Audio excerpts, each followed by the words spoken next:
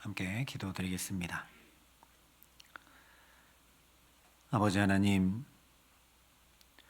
오늘도 주의 사랑의 줄로 우리를 매어 주시기를 간절히 소원하며 이 첫 시간 주 앞에 엎드립니다.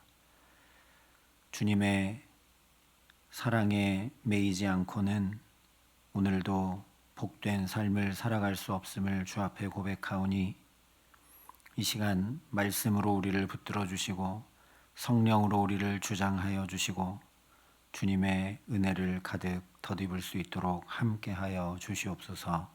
예수님 이름으로 기도합니다. 아멘.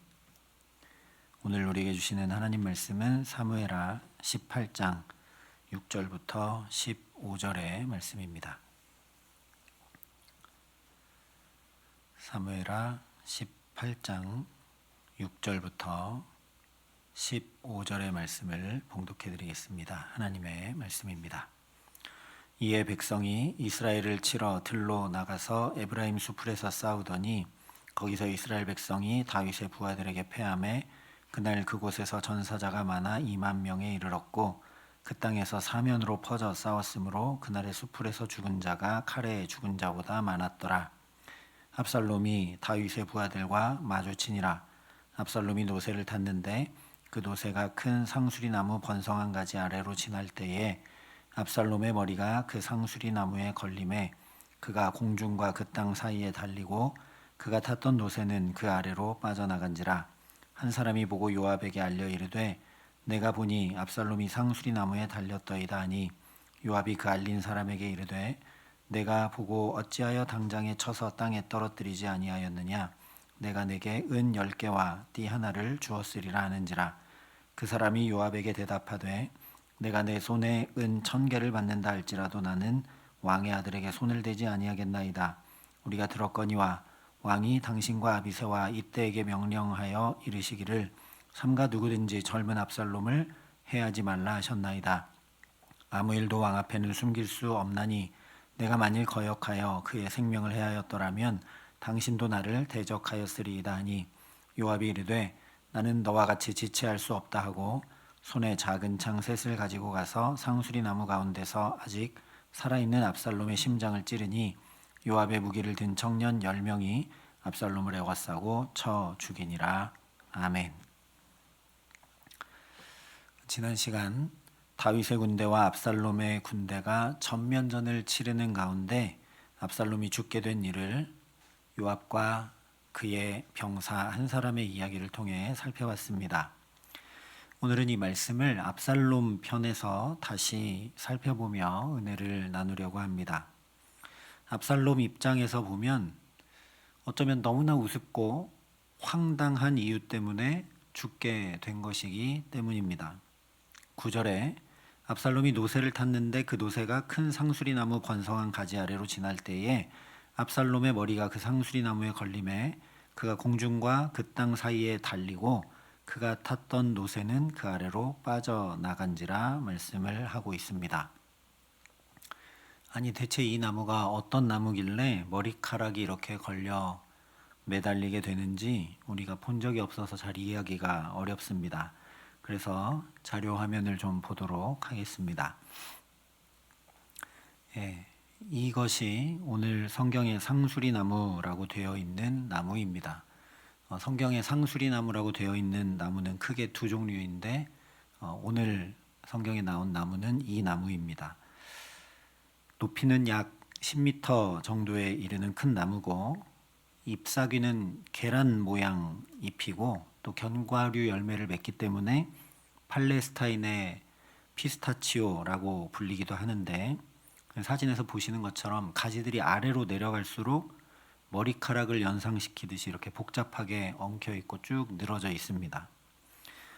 이런 나무이니까 군사들이 숲에서 다 흩어지고 홀로 쫓겨서 급히 도망하던 압살롬이 저 아래로 이렇게 지나가다가 머리가 걸릴만 하죠. 압살롬의 머리카락은 앞서 14장에서 그의 머리털이 무거움으로 연말마다 깎았으며 그의 머리털을 깎을 때에 그것을 달아본즉 그의 머리털이 왕의 저울로 200세겔이었다. 일부러 밝혀 말씀해 줄 정도였습니다.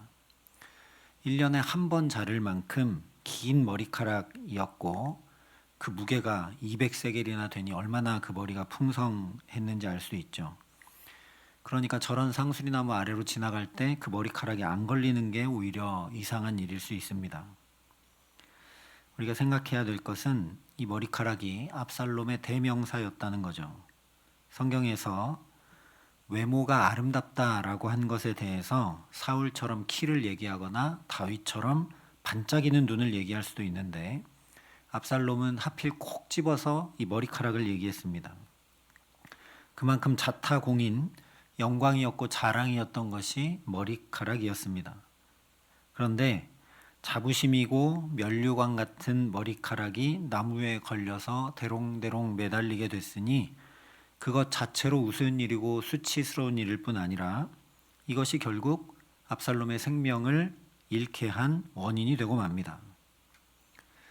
한 가지 의문은 이렇게 나무에 매달려 있게 된 압살롬을 발견한 병사가 죽이지 않고 돌아가서 요압에게 보고하는 동안 그리고 다시 요압이 오는 동안 충분한 시간이 있었는데도 불구하고 왜 압살롬은 자기 머리카락을 칼로 자르고 도망하지 않느냐라는 겁니다. 빨리 머리카락 자르고 도망가야 맞는 거잖아요. 그 이유에 대해서 유대인 율법 해설서인 미드라시를 보면 압살롬이 나무에 이렇게 매달려 가지고 아래를 내려다 보니까 지옥문이 환히 열려 있어 가지고 머리카락을 탁 자르는 순간 그 지옥으로 떨어질까 봐 두려워서 계속 매달려 있었다고 이야기하기도 합니다. 인간의 상상으로 그렇게 설명한 것이기는 한데 뒤집어 생각해 보면 지옥문을 얘기해야만 이 압살롬의 행동이 겨우 이해가 될 정도로 머리카락을 빨리 자르고 도망가지 않은 것이 도저히 이해되지 않는 행동이라는 거죠. 그런데 종합적으로 다시 생각해 보면 압살롬이 왜 머리카락을 자르고 도망하지 않았는지 추측해 볼 수 있습니다. 일단 이 머리카락은 애지중지하는 거죠. 그러니까 가능한 자르지 않을 방법을 생각했을 겁니다. 그렇다 하더라도 급박한 상황인데 어떻게 그럴 수 있느냐? 자기를 병사가 분명히 발견하고 둘이 서로 마주쳤다고 했지 않습니까? 그런데도 죽이지 않고 돌아갔습니다. 그걸 압살롬이 봤죠. 그러면 압살롬이 무슨 생각을 했겠습니까? 아마 최소한 두 가지 생각을 했을 겁니다. 하나는 당연히 적군의 왕인 다윗, 아버지 다윗이 아들인 나를 죽이지 말라고 명령했겠구나.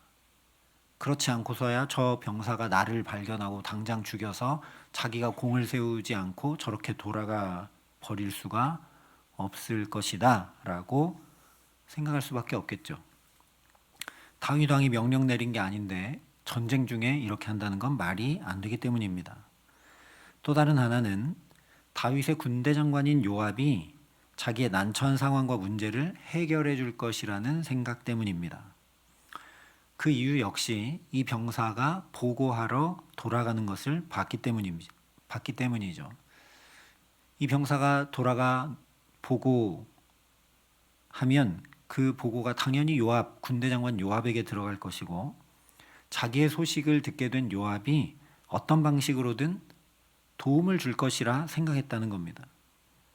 그렇게 생각하지 않고 요압에게 보고 들어가면 당장 더 많은 군사를 끌고 와 나를 죽일 거다 이랬으면 머리카락 아무리 귀해도 자르고 도망갔겠죠.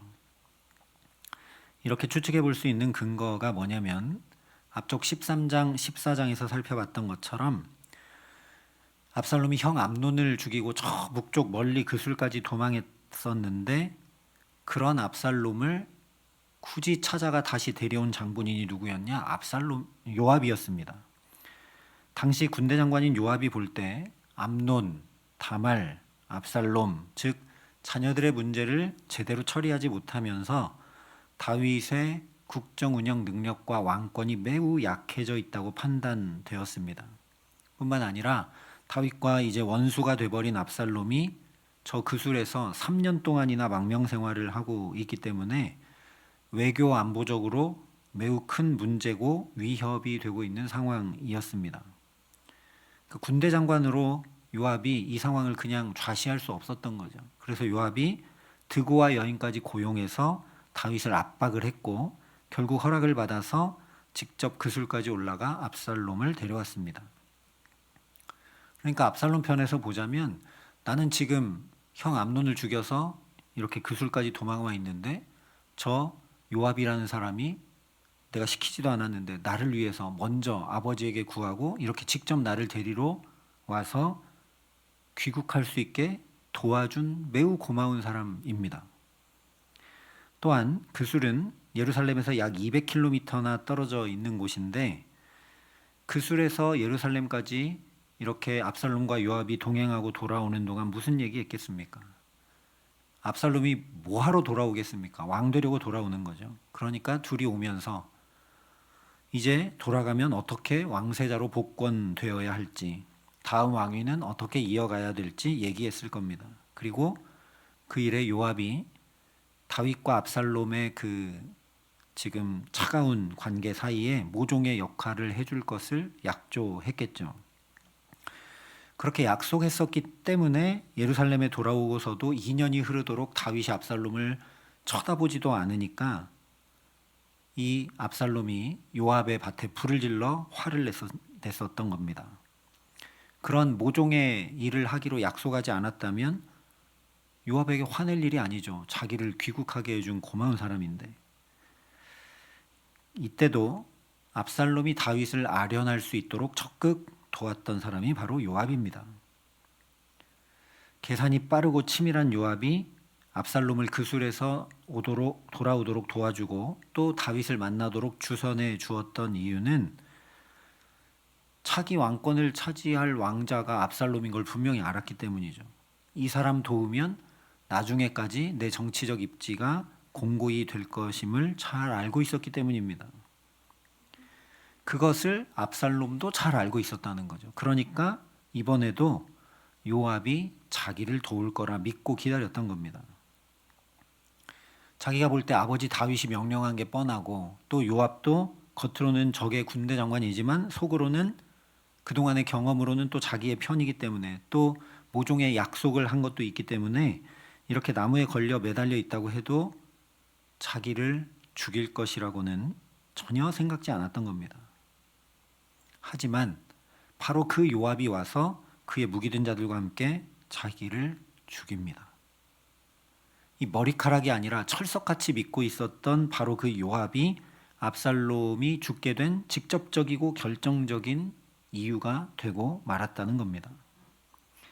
이것을 우리가 주목해야 합니다. 압살롬은 모든 것을 자기가 치밀하게 철저하게 계획하고 실행하던 사람입니다.